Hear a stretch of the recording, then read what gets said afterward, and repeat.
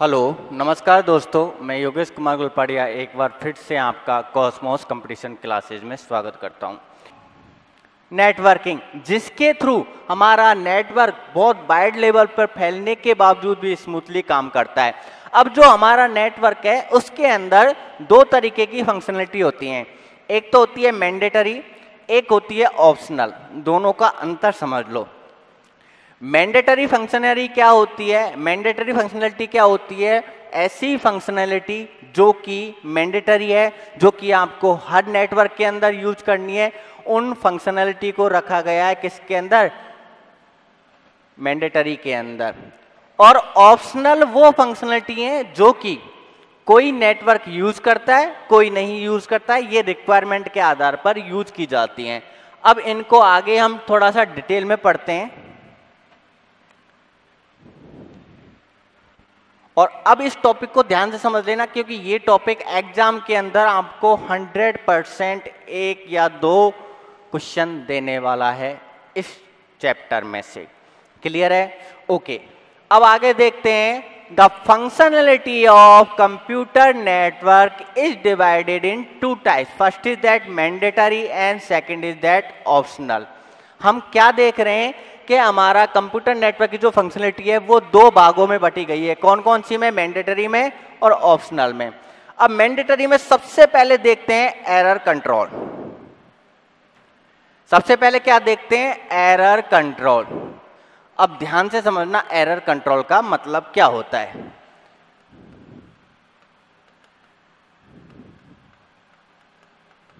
देखो, एक चीज होती है पैरिटी चेकिंग। ये क्या करती है? ये काम करती है, ये चेक करती है कि आप जो डेटा सेंड कर रहे हो सोर्स टू डेस्टिनेशन, एक जगह से दूसरी जगह पर, वो किस ऑर्डर पे सेंड होना चाहिए। और जब ये इस चीज को चेक करती है तो ये क्या करती है? एरर को डिटेक्ट कर लेती है। क्या करती है? एरर को डिटेक्ट कर लेती है। अब एरर कंट्रोल का मतलब क्या होता है? एरर कंट्रोल का मतलब समझो, मुझे एक डेटा सेंड करना है एम, किस जगह पर? दूसरी जगह पर। अब अगर हमारे पास ऐसी कोई फंक्शनलिटी होगी ही नहीं जो कि ये चेक कर सके कि जो डेटा सेंड किया है मैंने एम, वो डेस्टिनेशन पर एम ही पहुंचा है या नहीं पहुंचा है, तो ये हमारा एक तरीके से ड्रॉबैक हो जाएगा। तो एरर कंट्रोल क्या करता है? एरर कंट्रोल पैरिटी चेकिंग के साथ यूज करके इस चीज को यूज कराता है कि आपने जो डेटा एम भेजा है वो कहीं डेस्टिनेशन पे पहुंचते पहुंचते एम बंद तो नहीं हो गया। और अगर ऐसा हो गया है तो एरर कंट्रोल क्या करेगा? उस डेटा को या तो रिसेंड करने के लिए, यानी कि ये आपको बता देगा कि इसके अंदर एरर है। जब आपको पता लग जाएगा कि ये ट्रांसमिशन जो हमने किया है इसके अंदर एरर है, तो हम क्या करेंगे? या तो उस डेटा को दोबारा से रिसेंड कर देंगे या फिर उस एरर को रिमूव करेंगे। तो एरर कंट्रोल क्या करता है? एरर कंट्रोल आपको सोर्स टू डेस्टिनेशन जो आप डेटा भेज रहे हो वो सही जा रहा है या नहीं जा रहा है उसके बारे में बताता है। जब हमें उसके बारे में पता चल जाता है तो हम उस एरर को क्या कर देते हैं? रिमूव कर देते हैं। और रिमूव करने के साथ साथ हम उसके साथ आगे वर्क कर देते हैं। उसके बाद सेकंड जो इसके मैंडेटरी है। अब देखो, एरर कंट्रोल हर नेटवर्क में क्यों जरूरी है? ये इसलिए जरूरी है क्योंकि हर नेटवर्क में हम डेटा को शेयर तो करेंगे ही, फाइल को शेयर तो करेंगे ही। अब जो फाइल हम शेयर कर रहे हैं वो एक्चुअल में डेस्टिनेशन के पास पहुंचनी चाहिए। तो ये चीज किसी ना किसी के द्वारा, तो किसी ना किसी फंक्शन के द्वारा तो फिक्स की जाएगी। और ये एक एल्गो के ऊपर काम करता है। उस एल्गो के थ्रू ये क्या करता है? एरर को कंट्रोल करता है। Second thing is that flow control. अब फ्लो कंट्रोल का मतलब समझ लेते हैं।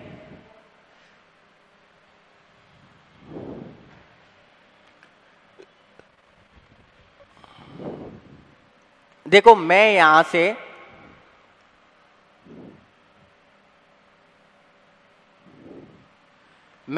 से किसी डेटा को सेंड कर रहा हूं इस जगह पर। क्या कर रहा हूं मैं? इस जगह से इस जगह पर किसी डेटा को सेंड कर रहा हूं। और मैं इस डेटा को सेंड करने लग गया लगातार, और सेंड करता जा रहा हूं, करता जा रहा हूं, करता जा रहा हूं। और इतना ज्यादा डेटा सेंड किया कि यहां पर इसका बफर जो है वो फुल हो गया। डेस्टिनेशन के पास क्या हो गया? इसका बफर फुल हो गया। तो जब डेस्टिनेशन के पास बफर फुल होगा तो उस बफर को फुल होने की वजह से क्या होगा कि आपने जो डेटा सेंड किया है वो डेटा का मीन डेस्टिनेशन तक पहुंचते पहुंचते ओवरलैप होने की वजह से चेंज हो जाएगा। तो इससे जो हम नेटवर्किंग का प्रॉपर्टीज का यूज कर रहे हैं वो क्या करेगा, प्रॉपरली नेटवर्क को यूज नहीं कर पाएगा, जो चीज हम भेजना चाह रहे हैं वो नहीं भेज पाएगा। तो मैंडेटरी फंक्शनलिटी के अंदर फ्लो कंट्रोल जो होता है वो यही चेक करता है कि बफर फुल तो नहीं हो रहा, और इस चीज को चेक करके डेटा को सेंड कराता है। उसके बाद नेक्स्ट है एक्सेस कंट्रोल।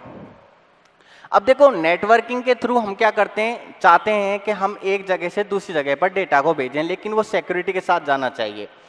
तो उस सिक्योरिटी के साथ उस डेटा को सेंड करने के लिए जो हम मैंडेटरी फंक्शनलिटी यूज करते हैं वो है एक्सेस कंट्रोल।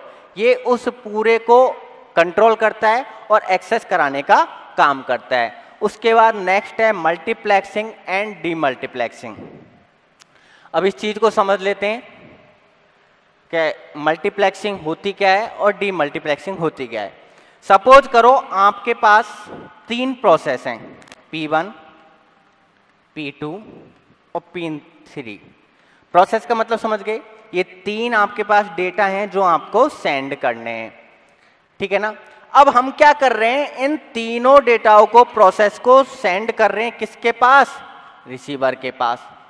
तो हमारे पास एक फंक्शनलिटी ऐसी भी तो होनी चाहिए जो कि ये फिक्स करे कि कौन सा प्रोसेस पहले सेंड किया जाए या कौन सा प्रोसेस किस तरीके से सेंड किया जाए, जिससे सामने वाला उस प्रोसेस को उसी के आधार पर रिसीव कर ले।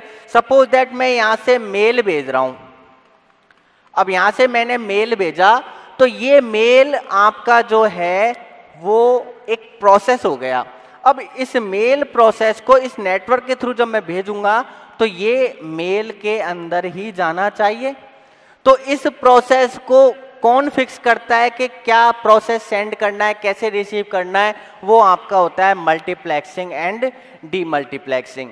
तो इसी के साथ हमने वो सारी फंक्शनलिटी देख ली जो कि जरूरी हैं। देखो जो टॉप फंक्शनलिटी थी वो मैंने आपको बता दी। मैं आपको एक चीज बता देता हूँ, ओवरऑल समथिंग 70 फंक्शनलिटी हैं जो हम अभी मॉडल पढ़ेंगे आगे, तो उनके अंदर हम डिटेल में पढ़ने वाले हैं। यहां तक ये चीज क्लियर हो गई। उसके बाद अब हम बात करते हैं ऑप्शनल फंक्शनलिटी के बारे में। किसके बारे में, ऑप्शनल। अब देखो ऑप्शनल का मतलब नाम से ही पता चल रहा है, जिसको आप जब यूज करोगे जब उसकी रिक्वायरमेंट होगी। ऑप्शनल को आप कब यूज करोगे, जब इसकी रिक्वायरमेंट होगी। First is that encryption and decryption. देखो मुझे कोई डेटा सेंड करना है इधर से इधर, ये सोर्स है, ये डेस्टिनेशन है, ये सेंडर है, ये रिसीवर है, क्लाइंट है, ये सर्वर है। लेकिन जो डेटा मैं सेंड कर रहा हूं वो मैं चाहता हूं कि इस तरीके से एनक्रिप्ट करके सेंड करूं कि वो रीडेबल ना हो, उसे कोई समझे नहीं, और वो एनक्रिप्ट होके सेंड हो और बिल्कुल सिक्योरिटी के साथ सेंड हो। तो उसके लिए हम क्या करते हैं, एनक्रिप्शन और डिक्रिप्शन का यूज करते हैं, जो कि डेटा को एनक्रिप्ट करके सेंड करने का काम करता है। इसका मोस्ट पॉपुलर एग्जाम्पल है बैंकिंग। आप बैंकिंग के थ्रू जब कोई पेमेंट करते हो तो वो पूरा डेटा आपका एनक्रिप्ट डिक्रिप्ट किया जाता है, जिससे वो आपका जो डेटा है वो 100% सिक्योर हो। अब देखो ये जो ऑप्शनल फीचर्स है ये तो अच्छा है, बट इस ऑप्शनल फीचर्स को फिर ये इतना अच्छा है तो इस मैंडेटरी के अंदर क्यों नहीं रखा गया।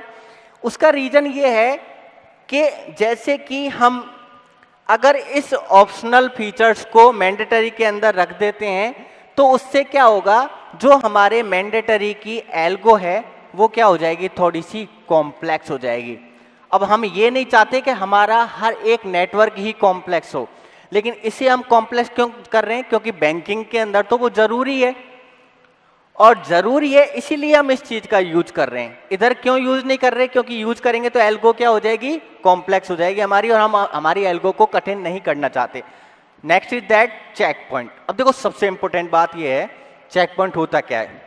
सपोज दैट हम इंटरनेट से कोई फाइल डाउनलोड कर रहे हैं जो कि 5 MB की है, सॉरी 500 MB की है, बड़ी फाइल है।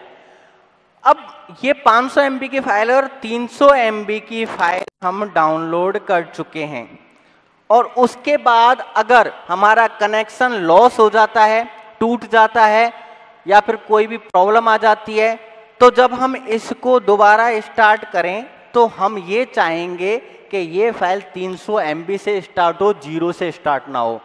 तो इस तरीके का एक चेक पॉइंट लगा रहता है। अब ये कहाँ पे लगाते हैं? जहाँ पे हमें बड़ी साइज की फाइलों के साथ काम करना है, तो वहाँ पे ये चेक पॉइंट क्रिएट करते हैं। हम 100 MB के 5 चेक पॉइंट भी लगा सकते हैं। इससे क्या होगा, सपोज दैट हमारी फाइल 200 MB की हो गई तो वो 201 से स्टार्ट होगी।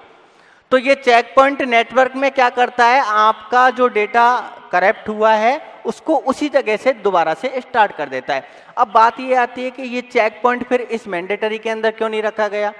क्योंकि अब जैसे कि आप व्हाट्सअप यूज करते हो, व्हाट्सअप के अंदर आपने किसी को भेजा हाय, ठीक है ना, हाय जो आपने भेजा वो केबीओ में है, बिल्कुल स्मॉल साइज में है। हाय आपने भेजा तो क्या आपको जरूरत है कि हाय के अंदर आप चेक पॉइंट लगाएं? वहां पे तो आपको कोई जरूरत नहीं है। क्यों नहीं है जरूरत? क्योंकि वो बहुत छोटा डेटा है। अगर हम उसके अंदर चेक पॉइंट लगाएंगे तो जो हमारा व्हाट्सएप जितना स्मूथली आज काम कर रहा है इतना स्मूथली नहीं करेगा, वो थोड़ा सा कॉम्प्लेक्स एल्गो के साथ जुड़ जाएगा। तो हम इसीलिए ऑप्शनल फंक्शनलिटी के अंदर उनको रखते हैं जो कि एक पर्टिकुलर नेटवर्क के अंदर यूज की जाती है, रिक्वायरमेंट के आधार पर, हर किसी के अंदर नहीं यूज की जाती। और मैंडेटरी के अंदर वो सारी फंक्शनलिटी होती हैं जो कि जरूरी होती हैं, जो कि हर नेटवर्क में यूज की जाती हैं। इस तरीके की कुल 70 फंक्शनलिटी हम इसके अंदर पढ़ने वाले हैं, जिनको आगे चल के हम डिटेल में पढ़ेंगे। जब हम मॉडल्स पढ़ेंगे नेटवर्किंग के तो उसके अंदर ये चीज़ हमारी डिटेल में आने वाली है। तो अब हम नेक्स्ट चलते हैं। ये पढ़ने के बाद कंप्यूटर नेटवर्क के कुछ एमसीक्यू क्वेश्चन सॉल्व करके देखते हैं, जो कि MCQ question basic computer network से निकाले गए हैं। यानी कि कंप्यूटर नेटवर्क से जो सबसे इजी क्वेश्चन आ सकते हैं हम उनको अब आज देखने वाले हैं। यानी कि अभी तक हमने इंट्रोडक्शन ऑफ कंप्यूटर नेटवर्क देखा और इसके साथ साथ हमने क्या देखा, उसकी फंक्शनलिटी देखी। तो अब देखिए सबसे पहला क्वेश्चन जो आपके सामने है इसको मैं आपको डिटेल में बता रहा हूं। First question is that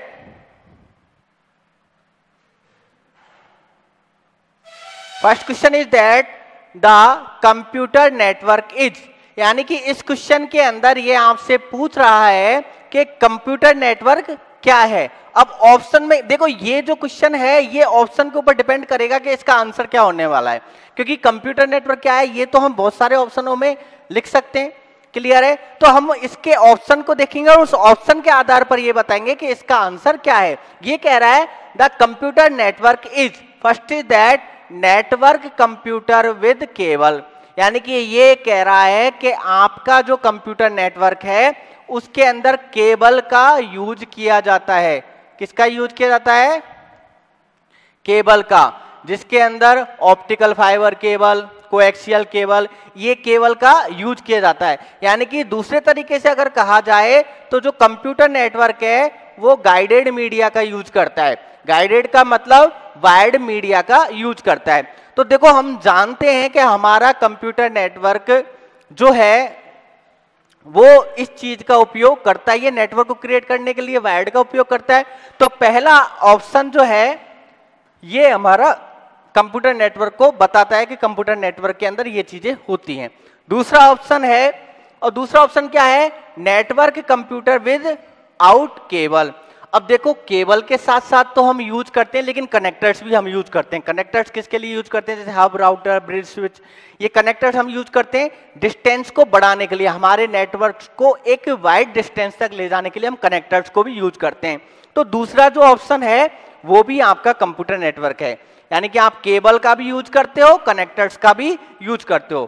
third option है both A and B, both A and B, and fourth है none of the above, none of the above, यानी कि फोर्थ ऑप्शन ये कह रहा है इसमें से कोई सा नहीं है।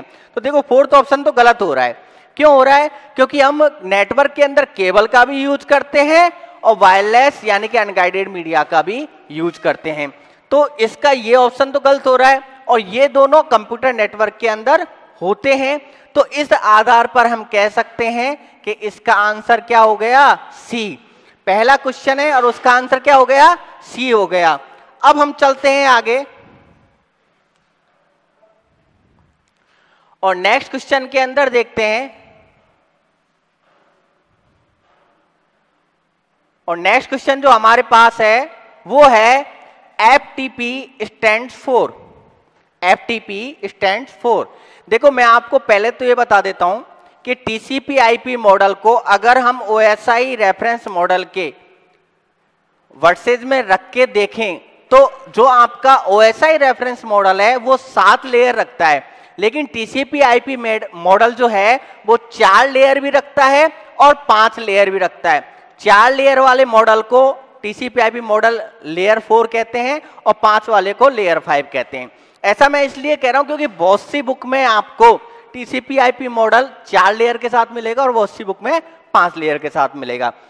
अब ये डिपेंड करता है कि आप उस चीज को पढ़ कहां से रहे हो।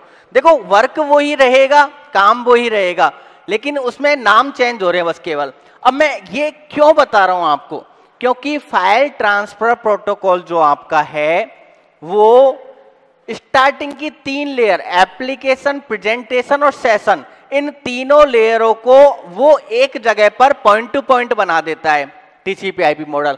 और उस पॉइंट टू पॉइंट के अंदर हम FTP, SMTP और HTTP यूज करने वाले हैं। अब FTP तो हम किसके लिए यूज करते हैं, फाइल को ट्रांसफर करने के लिए। SMTP यूज करते हैं मेल को ट्रांसफर करने के लिए, और एक टेलनेट भी इसके अंदर यूज किया जाता है रिमोट कंट्रोल के लिए। अगर आपको रिमोट कंट्रोल संबंधित वर्क करना है तो आप किसका यूज करोगे, टेलनेट का। तो इन तीनों के बारे में हमें पता होना चाहिए। अब ये पूछ रहा है कि FTP क्या होता है, तो FTP की फुल फॉर्म होती है फाइल ट्रांसफर प्रोटोकॉल, SMTP की होती है सिंपल मेल ट्रांसफर प्रोटोकॉल। तो ये पूछ रहा है FTP की फुल फॉर्म क्या है, FTP स्टैंड्स फॉर, तो इसका आंसर क्या हो जाएगा, फाइल ट्रांसफर प्रोटोकॉल। बाकी के ऑप्शन हमें देखने की जरूरत ही नहीं है। तो देखो 2 क्वेश्चन हमने देख लिए। अब तीसरा क्वेश्चन देखेंगे, FDDI स्टैंड्स फॉर। अब पहले तो थोड़ा सा हम FDDI के बारे में जान लेते हैं कि होता क्या है और कहां यूज किया जाता है। देखो हम जानते हैं कि हमारी जो फिजिकल लेयर है वो की फिजिकल लेयर के थ्रू, वायर के थ्रू कनेक्ट होती है, वायर्ड के थ्रू भी होती है, वायरलेस थ्रू भी होती है। और फिजिकल लेयर क्या करती है, सोर्स टू डेस्टिनेशन कनेक्ट होती है। सोर्स में डेटा ट्रेवल होता हुआ फिजिकल के पास आता है, और जब वो डेस्टिनेशन के पास उस डेटा को एनालॉग या डिजिटल फॉर्म में भेजती है, तो जो आपका डेस्टिनेशन है वो उसको सबसे पहले रिसीव करता है एनालॉग और डिजिटल फॉर्म में, और फिर ट्रेवल कराता हुआ ऊपर तक भेजता है। लेयर्स काउंट होती है डाउन टू टॉप। अब जो आपका FDDI है ये आपका फिजिकल लेयर के अंदर यूज होता है, पहली बात तो ये है।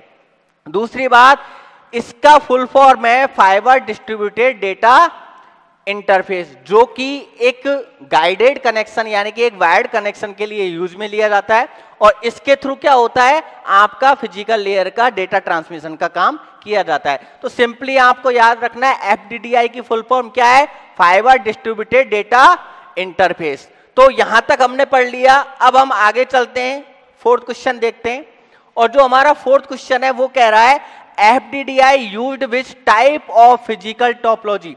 देखो मैंने आपको ये तो बता दिया कि फिजिकल लेयर के अंदर यूज होता है, लेकिन उस लेयर के अंदर ये फिजिकल टोपोलॉजी भी यूज करता है।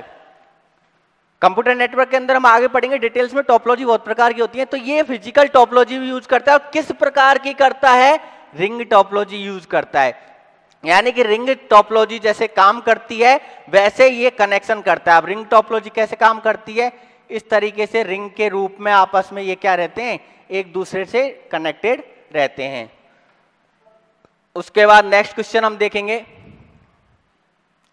Which of the following TCP/IP protocol is used for transferring files from one machine to another. अब देखो फाइल ट्रांसफर के लिए हम किसका यूज करते हैं, अभी जस्ट हमने थोड़ी देर पहले देखा था, FTP is used for transfer a file for source to destination. जब आपको सोर्स से डेस्टिनेशन तक किसी फाइल को भेजना होता है तो आप क्या करते हो, FTP का यूज करते हो। तो इसका आंसर क्या हो जाएगा, FTP। तो हमने 5 क्वेश्चन से देख लिए बेसिक। अब हम नेक्स्ट क्वेश्चन देखेंगे, और नेक्स्ट क्वेश्चन है, which of the communication nodes support two way traffic but it only at a time.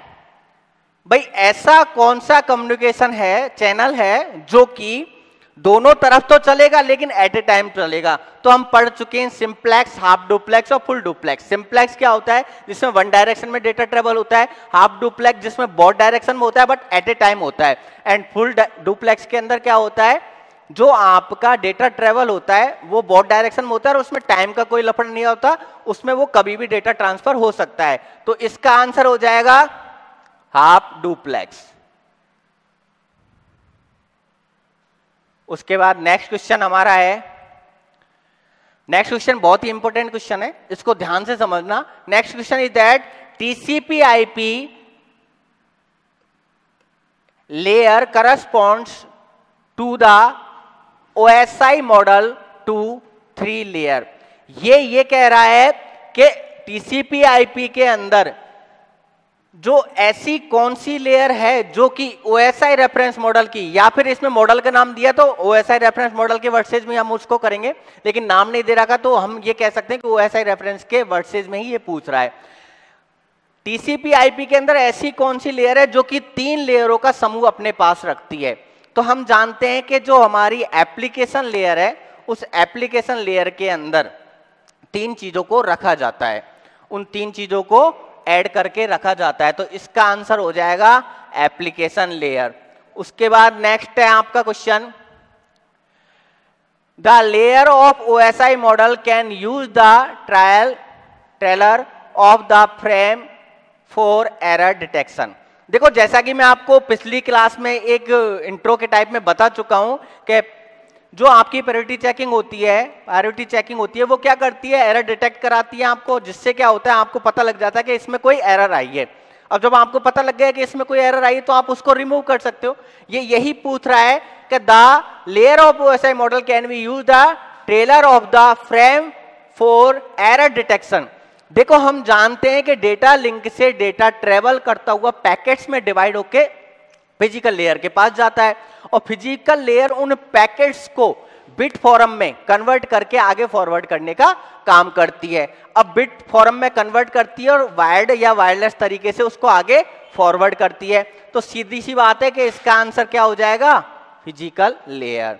उसके बाद नेक्स्ट क्वेश्चन हम देखेंगे, ये हमारा लास्ट क्वेश्चन है। देखो मैंने इंट्रोडक्शन ऑफ कंप्यूटर नेटवर्क के अंदर आपको जितना कुछ पढ़ाया है, सिंपली चीज पढ़ाई है, उनके क्वेश्चनों को मैंने यहां पे रखने की कोशिश की है। जो इजी क्वेश्चन है और जो पढ़ाया उसी में से है। ऐसा नहीं है कि सब कुछ मैं आपको एक साथ करा रहा हूं, हम स्टेप बाय स्टेप चल रहे हैं और उन क्वेश्चनों को ही रखा है जो केवल उस चीज में आ गया है। नेक्स्ट क्वेश्चन है आपका, which of the following is not the layer of TCP IP protocol. अब TCP IP versus OSI model ये आपने नहीं पढ़ा, TCP IP versus OSI model आप पढ़ सकते हो। इसमें 2 क्वेश्चन मैंने उसके रखे हैं। क्यों रखे हैं? क्योंकि OSI मॉडल की 7 लेयरों को टीसीपी आईपी के अंदर 4 या 5 लेयर में बांटा गया है और इस MCQ को कराते समय मैं आपको वो चीज समझा रहा हूं। अब देखिए, एप्लीकेशन लेयर होती है हम जानते हैं,